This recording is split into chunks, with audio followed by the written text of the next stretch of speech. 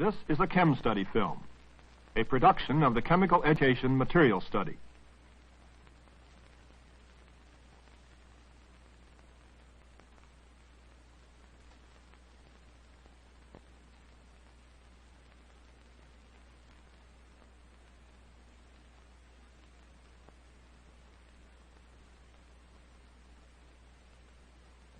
When most people look at substances, they normally notice only the bulk properties, such as shininess, shape, or hardness. However, when a chemist looks at substances, he often visualizes them in terms of atomic and molecular models, which interpret the bulk properties in terms of atoms and molecules and the way these pack together. For example, this is crystalline mercury and its model. Here is ice and its model. And here is a model of liquid water.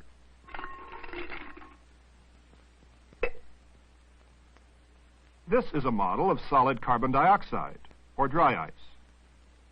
Such models indicate a shape and orientation for the atoms or molecules, but no motion is shown. Yet, we know that solids melt to liquids, as does this crystalline mercury. And we know most liquids are quite fluid.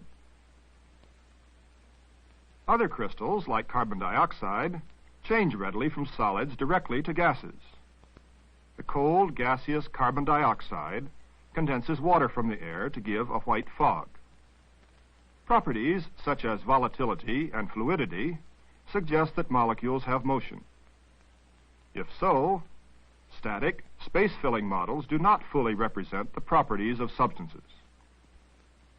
Let's return to the mercury sample and look for evidence of molecular motion in it. Heating converts the apparently stationary solid into a fluid liquid. Upon further heating, the mercury boils. A condensate of liquid mercury appears. Apparently, gaseous molecules were formed, moved away from the liquid surface, and condensed to liquid at the top of the tube. The rigid model shows structure, but it is inadequate to account for properties involving motion. But here is a model in which motion is apparent. It consists of about 3,000 small glass beads sandwiched between two pieces of glass. To simulate the effect of temperature, we shake the model with this agitator. The beads jostle about, bumping into one another and occasionally moving past one another. There is no apparent order to the structure. What you are seeing proves to be a rather good model of atomic motion in a substance like liquid mercury. We may simulate cooling by decreasing the mechanical agitation. A remarkable change occurs. The beads assume highly ordered positions. The model now illustrates the regularly packed structure of crystalline mercury. Close inspection reveals that the glass beads are still oscillating, just as do the atoms in real crystals. The motion decreases with decreasing temperature, but slight oscillation continues even at absolute zero. Let's increase the agitation, simulating a rise in temperature. Motion increases. Large blocks of atoms move with respect to one another, but atoms in a solid seldom exchange places or intermix. Further rise in temperature increases the motion, until finally, at a sharply defined level of energy, or temperature, the solid structure disintegrates, just as did the solid mercury. The melted model has become fluid, due to the larger amount of open space and the smaller degree of structure present. We have the random orientation and disordered motion characteristic of liquids. Now let's consider the molecular motions in the transition from liquid to gas. The mercury tube has been modified slightly by introducing bits of blue glass which float on the mercury. As the temperature rises, the increased motions of the mercury atoms jiggle the pieces of glass. But look what's happening now. The pieces of glass rise and undergo vigorous agitation. Why? Mercury atoms are leaving the liquid and condensing at the top of the tube. Such motion from place to place is called translation. The moving mercury atoms bombard the glass particles, causing the bombarded glass to bounce about. Let's look at translational motion at the molecular level. Here, in very slow motion, we see models of several kinds of gaseous molecules undergoing translation, that is, motion from place to place. In addition, most of the polyatomic molecules have a further kind of motion, rotation. And close examination shows still another kind of motion, vibration. Rotation and translation involve only molecular tumbling and simple motions through space. But vibrational motions can appear complicated, as in formamide. Here is water undergoing one possible vibrational pattern. But every actual vibration can be considered as a combination of simpler vibrations, in which the atomic motions repeat over and over again. In one motion, the bonds stretch in an unsymmetrical fashion. Here we have a symmetrical stretching vibration. A third vibration is mostly bond bending. All are simple. The frequency of each vibration is determined by the strength of the bonds and the masses of the nuclei. When the nuclear masses increase, as in heavy water, the vibrations slow down. The simple vibrational patterns combine to give the more complicated actual vibrations.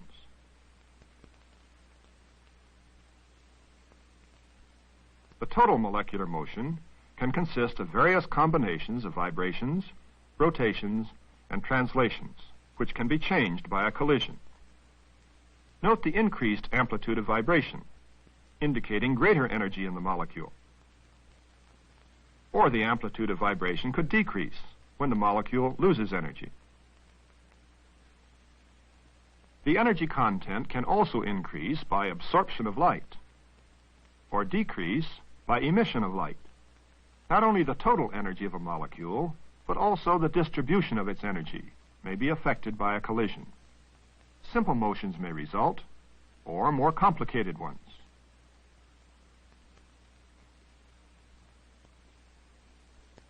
Here is a mechanical system in which polyatomic models are being jostled about.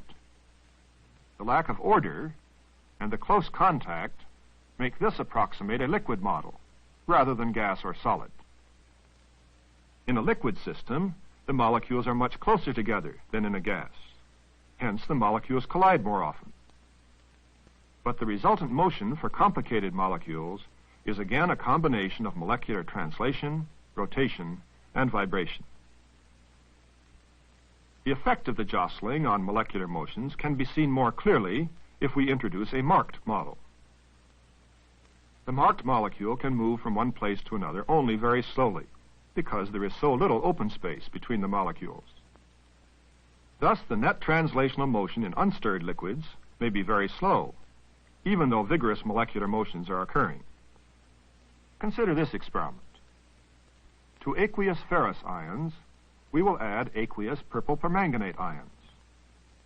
Pouring causes efficient stirring, and a rapid reaction occurs, as shown by the color change. But what happens if we use a crystal of potassium permanganate?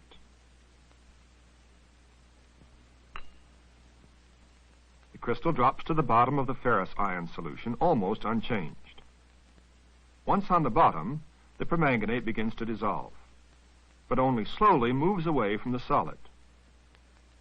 Even 5 minutes later, little motion into the solution has occurred. Molecular motion in a liquid is restricted by the close packing of the molecules. Stirring, of course, aids the molecular motion in mixing the ingredients. Rapid reaction then occurs. Let's do a similar experiment, dropping a vial of bromine into a cylinder full of air. Diffusion is more rapid than in the unstirred liquid. The large open spaces between the gaseous molecules allow each molecule to move rather freely and to intermix quite readily. Net translational motion through gases, as contrasted with liquids, is more rapid. In solids, molecular intermixing is very slow indeed. Here is a rock whose layers have been in close contact for many millions of years. Any intermixing must be extremely slow. Thus, if we mix solids, for example sulfur and zinc, we expect very slow, if any, reaction because of the restricted molecular motion and the very slow intermingling of the molecules.